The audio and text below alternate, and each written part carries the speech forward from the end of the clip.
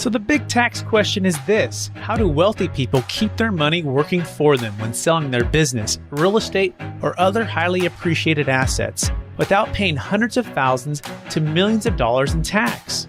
What if we, as business and real estate owners who have poured blood, sweat, and tears to growing our wealth, and who didn't hire expensive tax attorneys and CPAs to map out an exit strategy, knew their secrets?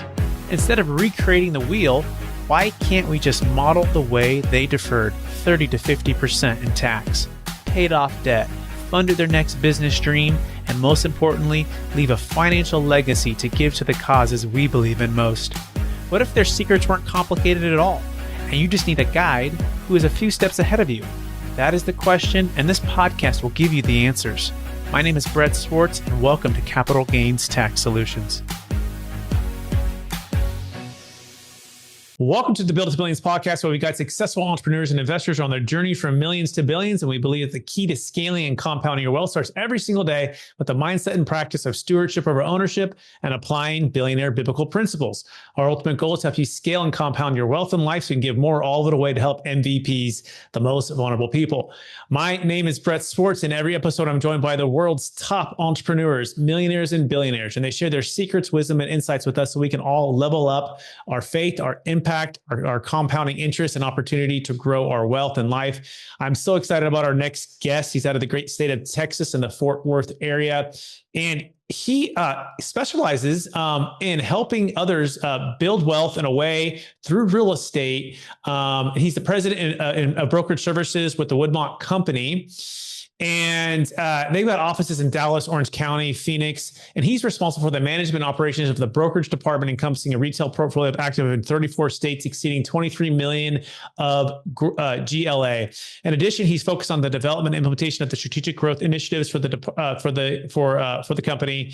And since joining Woodmont in 2008, he has continued to work to bring added value to each client and customer in all phases of the commercial real estate transaction process. In short, he's an expert in commercial real estate, investment, brokerage, and so much more. Please welcome to the show with me, Grant Gary. Grant, how are we doing? Brett, we're doing well. Excited to be here. Appreciate the opportunity and the consideration. Glad to be with your audience. Absolutely. Grateful to have you. And for our listeners getting to know you for the first time, would you give us just a little bit more about your story and your current focus? Yeah, certainly. Happy to do it. You did a good job summarizing there. But as noted, one of the principals here at Woodmont, a short background on Woodmont, company was co-founded in 1980. We are a full-service, retail-focused commercial real estate firm, as you said, headquartered here in the Dallas-Fort Worth area. But over the life of the company, have operated coast to coast, operate three primary divisions within the company: a brokerage division, development arm, and then an asset management, property management arm. Within the brokerage division, one of the roles that I'm involved with on a day-to-day basis, we've got a project leasing team. We have a tenant rep team, capital markets, as well investment sales. On the development front, which I know we'll be talking about today in particular, over the life of the company, we've developed 15 million square feet, primarily of retail shopping centers, and that's across 34 states. It actually started with a relationship in the early days with Toys R Us. When they were in their heyday of expansion, they were an anchor to a number of shopping centers. And, like everything else, we did our first project with toys. We were successful. That opened a door to another opportunity that then led to relationships with the Rosses, the TJ Maxxes, the Ulta, the PetSmart, Petcos, many of those anchor tenants. And so through that process, again, developed, I think, over 50 Toys R Us anchored centers over the life of the company. At the same time, about 6-7 years ago, we had an opportunity in the childcare space to expand our single tenant net lease development platform. We'd actually worked in the childcare space starting in tenant rep division here in DFW for a group called Kitty Academy just over 15 years ago. I've been with the company 16 years now myself. And at that time, Kitty Academy still was one of the leaders in early childhood education. They only had, one location here in DFW, and we were fortunate to be able to help them in locating their first location. Fast forward to 6-7 years ago, they were looking for a development partner that could scale with them programmatically around the country in a build-to-suit program. A lot of their growth had been individual franchisee development, or perhaps landowners just doing a one-time build-to-suit. but there was so much growth. There was such a need for quality childcare across the country. Their biggest hurdle was real estate and construction development. Got And it. that's something We're going to dive onto that in a second. This is so good. So amazing background, tons of experience, right? And we're going to dive into in particular, basically single tenant net lease and opportunities for build to suit for these childcare and the different ones that you're doing, and some returns and what those look like and such. Before we go all there, Grant, I do want to take one other step back. I believe we've all been given certain gifts in this life, and these gifts have been given us to be a blessing and help to others. Some people call them strengths. I call them, superpowers or God-given gifts that he's given us. I'm curious, who was Grant growing up? What was the one or two, maybe gifts that you believe you were given, and how does that help how you help and bless people today? Sure. No, Brett, that's a great question. And I'll just say this in terms of, growing up, I grew up in Austin. I'm one of the few that was actually from Austin today, but I'm glad to be up here. Went to TCU here in Fort Worth, actually. I was one of those fortunate from a business side. I always knew I wanted to be in real estate. Always knew I wanted to be in real estate development. So I actually got a real estate license while I was still in high school. I was at TCU, and I knew I wanted to be in real estate development, and Woodmont at the time, and still is, the largest retail focused brokerage development firm in Fort Worth. And so I knocked on the door and said, "Do you have any internships?" So I was actually an intern the summer after my sophomore year. Answered the phones, took the mail, made copies, cleaned the fountains in the front. And so, I think one of those fortunate paths again was knowing and then being able to fulfill the opportunity from a real estate perspective. I think the other, gift, if you will, again, gift is just being thankful, for the opportunities, but interacting with people. I mean, so much of what we do is about people, and understanding their needs and their wants. I mean, I think that's really what has driven opportunities for myself and driven opportunities for this company. I mean, really relationships are what have driven Woodmont, really since its founding, and continue to awesome. do so. Fantastic. Well, yeah, seeing opportunity and executing, and then the people and looking out for and helping others. Love it. Those are great strengths. So now let's dive into the topic at hand. Like, what's the number one secret to making, I guess, a nice profit margin when it comes to single tenant, build to suit, leasing deals? How are you guys, structuring that? And then let's get very specific on like a live deal so we can kind of bring this thing to life. Sure. Yeah. I mean, I think just to go back to the beginning, in a sense, it's all relationship driven. I think that's number one. I think when you look at, especially within our industry, commercial real estate, and then the even smaller, niche of, both the retail and the childcare focus, having the relationships with the operators, nurturing those, that's really number one. A lot of this development program is not necessarily going out speculatively and looking at opportunities. It's really starts with the relationship. Number two is really understanding the entirety of the development process. Number one, I think that's going back to one of the strengths of the company. We've built teams, that align with the corporate real estate teams for each of these childcare groups from the very beginning. Having the brokerage arm, we want to be involved in the site selection process, and we're handling site selection coast to coast, specifically for, in a lot of cases, childcare development opportunities. So knowing the market, having the ability to be involved from the beginning so that we're seeing the potential pitfalls of a potential development site early, not just looking at it from a real estate perspective. What are the detention requirements? What are the impact of the tap fees? Those are, majorly impactful and very, to every jurisdiction across the country. So that's another item. What design requirements are in place? What's the timeline? Do we have to go through a CUP, an SUP? Understanding that process, because it all ties back to the underwriting and how that you're then presenting the opportunity. Same time as understanding the tenant's business. I mean, I think, our view is that truly this has to work for everyone, from each stakeholder throughout the process, from an investor to the operator to the franchisor, and to ourselves. And so understanding what makes that group successful, understanding the market-based need, understanding what those tuition rates are in a lot of cases, or what's driving their ability to pay rent. So I think taking all of those pieces, and then taking that through the underwriting process is one of the keys early. Okay, got it. So this is key. So the number one secret is relationship driven with these tenants, right? Relationships with the operators, nurturing those, and then let's get very specific on like a live deal so we can kind of bring this thing to life. Sure. Sure. Okay, got it. So this is key. So the number one secret is relationship driven with these tenants, right? Relationships with the lenders, relationships with, you guys do brokerage services, A to Z, everything, soup to nuts, like all of it, you're able to understand deeply and then connect all of it and execute on it. That makes sense, right? And then, and making it a win-win for everybody, is the key. It's got to be a win-win. You've had so much experience with this, so you probably got it down with the millions of square feet that you've developed. You've got it down to a science, but there's a part that's an art as well. What would you say in this marketplace is really that art piece that, it takes a group like yourself that has the experience and the staying power and the relationships? What has maybe adapted or changed in the last 12 months, given the current interest rate environment? What are you seeing? Yeah, no, it's a great question. And really that's the beauty and the challenge and the opportunity all kind of rolled up together in this business overall. No project, no development is the same. There's going to be different nuances in each project. We're a firm believer in lessons learned.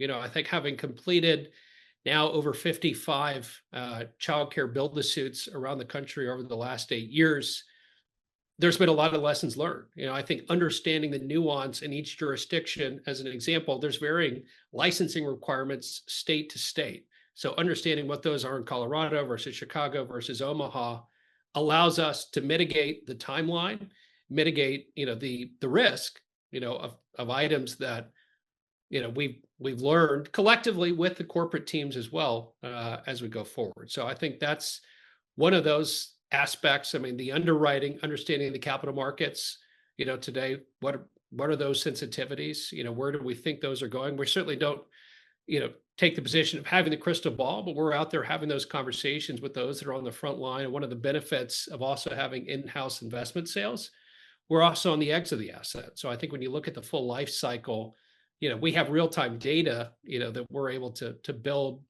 that knowledge base that allows us to continue to go forward and mitigate the risk and create the art, if you will. Right. Also, I love it. Again, we're speaking with Mr. Grant Gary. If you want to learn more about their company, what they're doing, featured properties, go to woodmont.com. That's woodmont.com.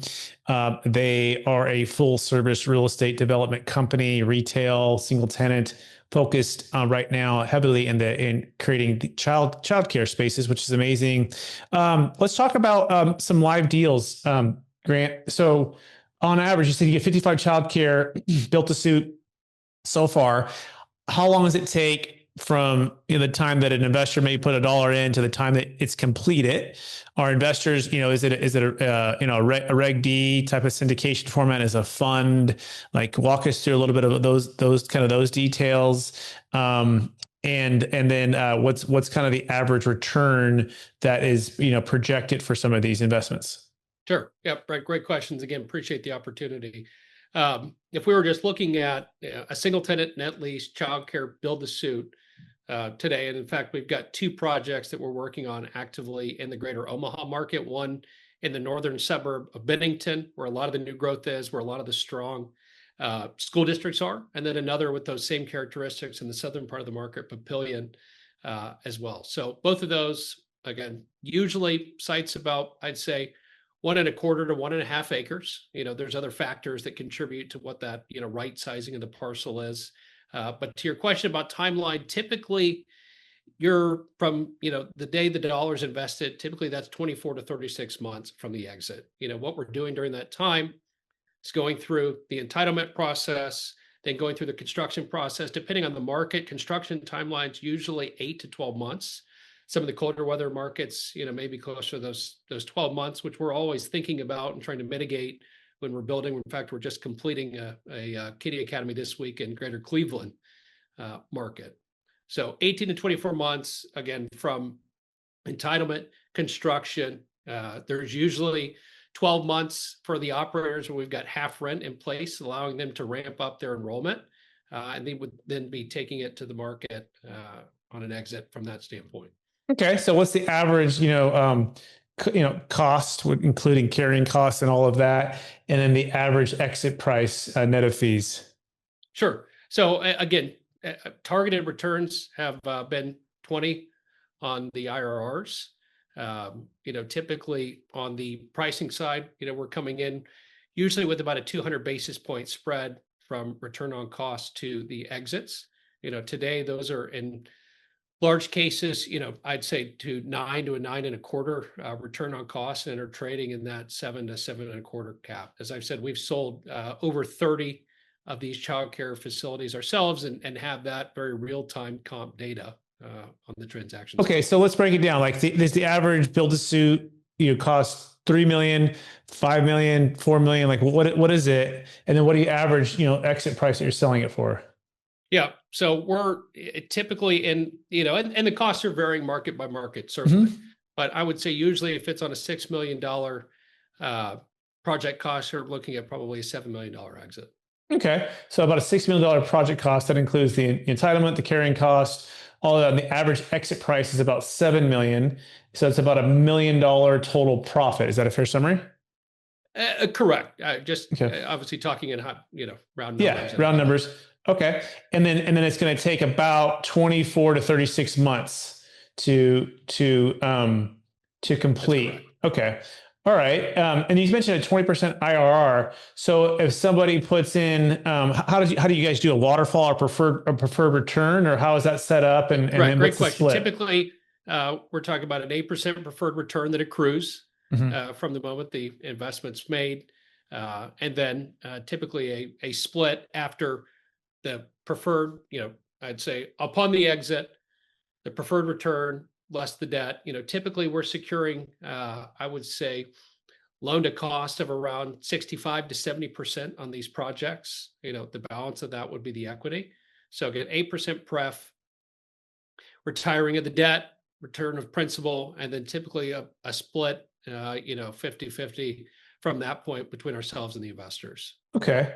Interesting. Okay. So someone puts in like a million today, and yeah, they would expect it to get, let's say it takes 36 months, right? So that's 3 years. So yeah, that's 80,000, that's accrued for those 3 years, right? And then Right. you're looking at they get their million back plus those, 80 times 3, and then a 50-50 after those other things are paid. Is that a fair summary? That's correct. Yeah, the remaining free cash flow. That's correct, Brett. Okay. And then you find that and in the first scenario, you said there's $1 million in profit. So what's the average investor capital that's coming in for the equity side on a $6 million deal? Yeah, correct. It's usually $1 million to $1.5 million. Okay. So about 1 point. And then are you guys putting in your own capital into the equity side, or are you typically raising the 1.5 million? We've done a number of structures, Brett. Certainly we've been prepared and have invested our own capital on a number of occasions. I think as we've often said, we want to have the right structure that works for the right investor at the same time that can be programmatic. I think as we've looked at ourselves, the development pipeline, the value that we believe is scale, and continue to roll out. The need is there. As I said, it goes back to the need for quality childcare across the country. And the biggest hurdle for those is the construction, the development challenges. So, I think we've always been willing, to find the right solution with the right partner that can be programmatic as well. Okay, excellent. Thank you. Thank you for answering the questions. Getting into the details there, the weeds, it's always great. So again, great, everybody. You can learn more by going to woodmont.com. Excellent. And so do you feel the childcare single tenant build to suit is like the primary 50% of the stuff that you guys are doing now, 80%, or what other places are you really focused on for different retail or different developments? Yeah, no, that's a great question. So I would say, yes, childcare today is probably 50 to 60% of our activity. That said, we have the relationships, we've built the specialty within that space. As I said, we think there's a pipeline for tremendous growth. So we're still very bullish on that space overall. That said, as I noted, really, this falls under the single tenant net lease development department program that we've built here in the company. So we're working on other single tenant net lease developments. In fact, I'm going out to Montana tomorrow, where we're working on several Sherwin-Williams build-to-suit opportunities. So, I think Sherwin-Williams, we've done several Starbucks, we've done several multi-tenant retail strips. So we still see growth opportunities in those areas. That we think fall within the same skill set. A lot of the same principles would apply as far as programmatic, site selection, entitlement, construction development, and being involved throughout that process. So that would be one. Another angle, again, still in the retail space, is shopping center acquisitions. So as I said, we've developed 15 million square feet of power centers, as we call them, around the country. Usually somewhere in the 200,000 to 300,000 square feet range. In fact, we bought two recently, one in Slidell, Louisiana, another one in Russellville, Arkansas. But these are in most cases, the dominant shopping center, typically in a secondary market, but one that's still growing, one that's not, solely reliant on a single employer. Where we think there's upside, not so much a broken asset, but really the dominant asset yet in the market, where there's either an opportunity to replace, one of the anchor or the junior anchor tenants, or add value as far as developing the out parcels. In a lot of cases, parking ratios today for a shopping center are not what they were many years ago. Each of the shopping centers, as an example, were set up to be parked 5 per 1,000 per store, never factored in cross parking. So we see opportunities to unlock value. We're in the process of doing that right now. We're about to start construction on the Russellville Center that I mentioned for an Ulta mattress firm in Jersey Mike's. So we see those opportunities. And again, the key here goes back to the history and, again, the relationships. And a lot of these centers, it's, they're centers where we have, strong, 40 plus year relationships with the tenants, and understand those assets, where we think there's a number of opportunities to unlock value. Excellent. That's a great overview. Thank you for that. The average construction set debt, I'm just kind of curious, when you're borrowing, what percentage of the $6 million is debt versus, I think you mentioned that 1.5 million would be equity, the rest of it would be debt, right? So about 4.5 million would be the debt. And what's the average interest rate on that? Today it's about 8%. Okay. Typically about 8%, usually 2 years IO in some cases, with another 12 to 24 month extension option. Okay. And so there's no cash flow until the end, or when you sell, right? So someone gets their original $1 million back plus their 8% pref, and then the 50-50 after the split on that. So, and then that typically averages out to 20% IRR. That's a fair summary on those numbers. Yeah. That's correct. In the case of the single tenant net lease developments, right. As a separate, I know we've not gone through the details, but the shopping center program I was just describing, and acquiring shopping centers and adding value, there is cash flow in those investments. Plus there is upside, once we're adding those, value add components. Okay. What's the average IRR on that one? Correct. What's the average IRR on that one, Grant? Those are somewhere usually around 15. Okay. So I think those are somewhere 15, with the ability for those to move up to a 20 as we're effectuating the business plan, depending on what that is by the asset. But typically 15 underwriting, from the gate, but with quarterly cash flow. Got it. Let's switch to capital gains tax, right? And so I think this is part of how we've met as well, as we got connected through a mutual business colleague. And so capital gains tax, and I think the biggest challenge I found with developers is, they sell and then they turn around and they want to go to the next development. Whereas the 1031 exchange typically is not great for that, because you're buying the land and it's going to take 36 months and you're going to want to, develop and keep going there. And so versus equal or greater value, equal or greater debt. So what has been your experience with capital gains tax, and what's been your biggest frustration when it comes to the 1031 exchange? Yeah, well, you said it, and again, a number of investments, we have LP partners, where we're the GP. And, by and large, typically we're ready and looking to invest in the next development versus buying a cash flowing asset. So it's really been, I don't want to say contrary to our business model, but again, as we've talked about, we've been programmatic, we've been about building a pipeline of opportunities. And so that's where we rather allocate our capital on a go forward basis as a company. And again, what's built our business over many years. Exactly. Yeah. And so if anyone's listening and you're in a general partnership or you're an LP, and again, most syndications, most funds, they're not doing 1031 exchanges, right? Now, yours is a syndication model with the JV LLC structure. Is that how you do it? That's correct. Grant? Yeah. So in that model, there's capital gains tax. We can defer that capital gains tax using our capital gains tax solution, and using a trust with an installment sale. We just did a $40 million exit for our client out of Nevada. And so it was an apartment sale. And so there's, two GPs and there's tons of LPs. We don't do it for every LP because they're smaller amounts, but one of the LPs had a $3 million exit and about about $1 million in liability ish, kind of around there.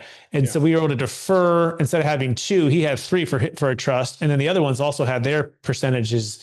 And so they were able to defer as well. And the neat part was the funds can be diversified, and they have diversified, and they can also be used to go back into other projects with them, or passive or active. And so it's a you don't have to do a 1031 exchange anymore. If people want to learn more about that, go to capitalgainstaxsolutions.com.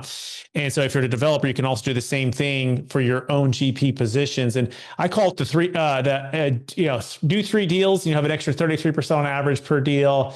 And so it's like 3 for the price of 1. So every time let's say you're selling for 6 million on each of them, and you have your GP position, you do 3 of those. And with the deferral of the tax, it's as if you did an extra deal, right? Yeah. And that's kind of the model. If you can compound it, and hopefully that can accelerate the ability for you to do more kids academies, more opportunities. Again, if everyone wants to learn about that, go to capitalgainstaxsolutions.com. Okay, so let's see here. What haven't I asked you so far, Grant, that I think would be good for the listeners to hear? Well, let me just go back for a second and say we appreciate your consideration as well. We do think with the structure that you presented us, that was something that certainly got our attention.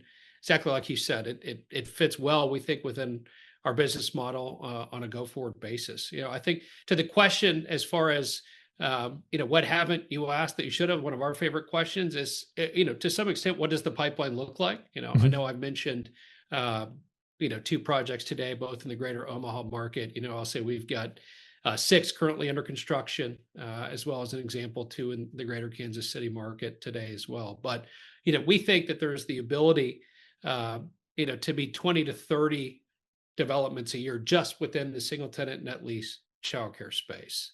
As I said, we built the team to be able to execute on that from start to finish. And, I think that's an important aspect here for us. This really isn't looking at it on a one-time, one-off basis. We never have over, again, the life of the company. So 20 to 30 year just within that space. Within the shopping center acquisition space, we think there can be 1 to 2 acquisitions a year within that category. We're continually underwriting those assets. Those are typically going to be 15 to 25, 30 million. So larger check size there. Again, going in cap rates on those are usually, I would say in the low 9s by and large, unlevered. Again, those are somewhere in the similar 60, 65% loan to cost or loan to cost basis as well. Perfect. Thank you for sharing that. Excellent. We're running out of time. Are you ready for the lightning round? Please. All right. Knowing what you know now, Grant, if you can go back to your 20-year-old self, what's the one piece or golden nugget you make sure to tell yourself to do? Yeah, sorry, repeat the question one more time. Yeah, if you were 20 years old and you can go back to your 20-year-old self, right? What's the one golden nugget you make sure to tell yourself to do? That's a great question.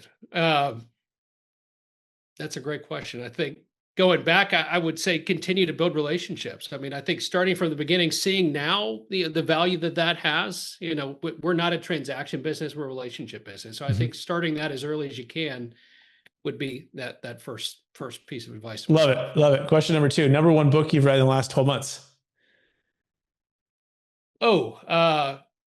Hey Dad. It was things that we all thought that we'd learned early on from our dads. Excellent. Question number 3, favorite leadership quote or theme that you strive to live by? I will say it's from the business side, it's Warren Buffett, be fearful when people are greedy, be greedy when people are fearful, and I think we say that more from don't just always follow the crowds. I think form your own opinions, form your own thoughts, is an important driver for us. Excellent. Love it. Thinking strategically. Love it. Next question. What are you most curious about right now? How my daughter's going to take her first day of school tomorrow. All right. There you go. Excellent. How old's your daughter? She's 4. 4. Okay. It's a big deal. First day of school. Yeah. I thought you might say Jerome Powell, if he's going to lower these interest rates in September. But that would be the traditional answer. That's a daily thought. So no, there's no right or wrong answer. I think that's a good one. Question number 5. Number 1 way you guys are using AI or Chat GPT, or what's kind of even your take on that? Yeah, we're still in the experimental phase. I mean, we really are. I think there's some of those easy day-to-day applications. I think a lot of people are saying, how can we use it for lease abstracting? If you're looking at, we've done this many different ways over the years. Typical retail lease is 75 to 100 pages, and, typically that's staff. So that's one application. I think that's more of a day-to-day administrative. I think we're trying to figure out how to be more strategic in the application. One, to an extent, we use another data source called Placer AI, which is a lot of the cell phone data. It's trying to track the housing growth trends, that aren't necessarily keeping up with the census data. So a lot of it is trying to be forward thinking and understanding where the housing growth is, which is what's going to drive childcare, retail, development opportunities. That's fascinating. Thank you for sharing that. Last question, and it's kind of our theme of the Build to Billions podcast, which is, practicing a mindset of stewardship over ownership. So how do you best stay centered in your values, Grant, and also practice a mindset of stewardship over ownership? Yeah. I mean, again, we've always been putting others first. I mean, that's our mindset. We're always the last one at the end of the day to realize any success in a project, and I think that's always been our mindset. Again, we have a brokerage division. Brokerage is a fee-based business. I always said we're never fee first. Again, we look at every project from an owner's perspective. We've tried to sit on every side of the table. So I think it's really about long-term success and adding value over any sort of short-term gain. And that truly is our mindset. Amazing. Grant and Gary, I want to thank you on the show. I want to thank you for sharing your wisdom, your insights, diving into the details with your projects and the numbers. I want to encourage you to keep seeking opportunities that look great and executing on them, and also building these relationships with people long-term to make a difference and an impact, especially in the childcare space. That's incredible. My wife, a little side note, she child development major, and she ran a before and after school program for kids, probably very similar to the ones that the Kiddie Academy has there. And so that's a place in our heart for sure. We got 5 kids. And so it's a place in our heart for sure. So keep doing what you're doing, make a big difference and an impact. For our listeners who want to get in touch with you, would you mind one last time, what's the best place for them to find you? Yep. Again, website is a great resource for ourselves. Again, Woodmont, WOODMONT.com. Awesome. Thanks, Grant. Also want to thank all of our listeners for listening to another episode of the Build to Billions podcast. We're also watching it on our YouTube channel and also our other podcast, Capital Gains Tax Solutions podcast and YouTube channel. Hey, we're on this mission and this journey with you to scale from millions to billions so we can get more, all of it away to help MVPs, the most vulnerable people. I want to encourage you to take action today. Learn more, grow more, and check out Grant, Gary, and with Woodmont's group. And I appreciate everyone listening or watching. We'll talk to you again real soon. Thanks now. Bye.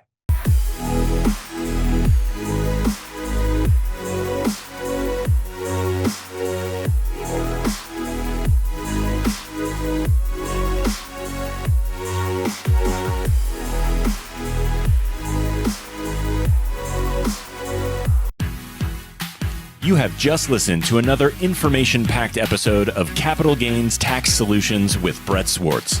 We hope you enjoyed today's show and found it helpful. Visit capitalgainstaxsolutions.com to access the show notes and to access more resources. Don't forget to leave a review and join us again next time.